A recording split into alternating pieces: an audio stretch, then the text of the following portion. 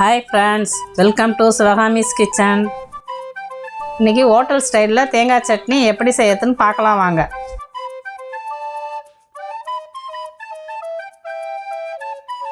பத்து முந்திரி, இஞ்சி ஒரு துண்டு, பச்சை மிளகாய் 4, தேங்காய் துருவியது அரை முடி, அரை ஸ்பூன் உப்பு, காய்ச்சிய பால் அரை கப்பு. சட்னி பதத்துக்கு அரைச்சிட்டு வந்துடுங்க. உடச்சக்கல்லைக்கு பதில் முந்திரி பருப்பு போட்டிங்கன்னா கலர் ஒயிட்டாக இருக்கும். ஹோட்டல் டேஸ்ட்டுக்கு நல்லாயிருக்கும் சட்னி. சட்னி தாளிக்கிறதுக்கு 1 ஸ்பூன் எண்ணெய், 1 ஸ்பூன் கடுகு, 1 ஸ்பூன் உளுந்தம்பருப்பு, 2 காஞ்ச மிளகாய்,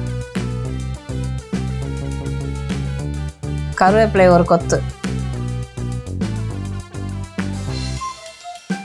நல்லா செவந்ததுக்கப்புறம் அரைச்ச சட்னியில் கலந்துக்கங்க.